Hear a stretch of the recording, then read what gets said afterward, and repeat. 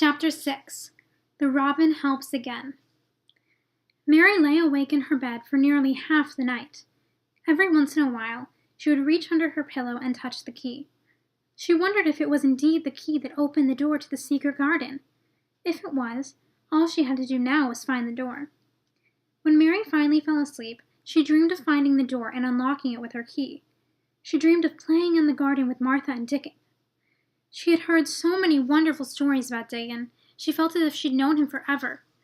Mary awoke the next morning as Martha was bringing in her breakfast tray. On the tray was Mary's usual bowl of porridge, and her usual cup of tea and a biscuit. There was also something else. There was a small bag next to her teacup. "Go ahead, open it," Martha urged. "It's a present." "A present?" Mary exclaimed.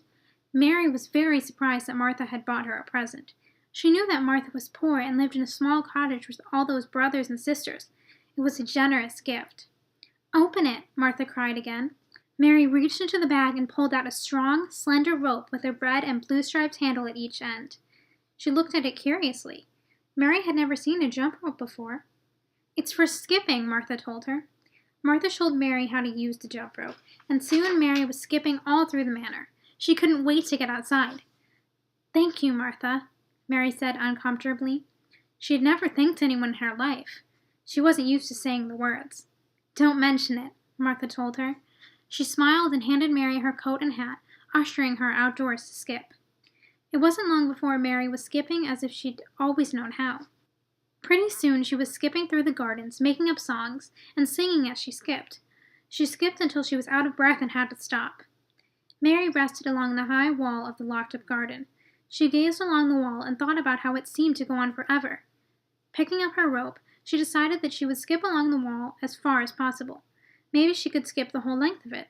Mary set off skipping, and moments later, something red appeared in the sky. It was her robin. "You showed me where the key was yesterday," Mary called to him. "Can you show me where the door is today?" She thought it was a silly question to ask a robin, which most likely didn't understand her. To her surprise, however, the robin chirped a loud message back to her and took off from his branch. Mary followed him as quickly as she could, sometimes forgetting to skip. She was a little out of breath when the robin stopped and settled on top of the high wall. He was staring down at her. Mary looked closely at the wall beneath the robin.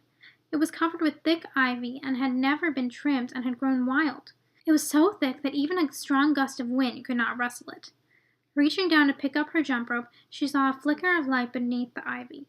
In a flash, Mary ran to the wall and began to push away the thick ivy branches that grew there. Something other than stone was underneath. Mary pushed more ivy away, then gasped in amazement at what she saw. A wooden door! Mary's heart thumped wildly, and her hands shook with excitement. Quickly, she cleared away as much ivy as possible. The robin sang as he watched Mary uncover the old wooden door. He then chirped with delight when Mary found the door's keyhole. Mary dug into her dress pocket and pulled out the key that she'd found the day before. Taking a deep breath, she put the key into the keyhole. It fit! Using all her strength, she turned the key. She couldn't believe what was happening. With a quick glance down the path, making sure no one was coming, Mary took another deep breath and leaned her small body against the big, heavy door. She pushed with all her might. Slowly, very slowly, the door opened. When it was open just enough for her to fit through, Mary slipped through the door and closed it behind her. Resting against it, she gazed around in amazement. Her heart thumped even faster than before. She was standing inside the secret garden.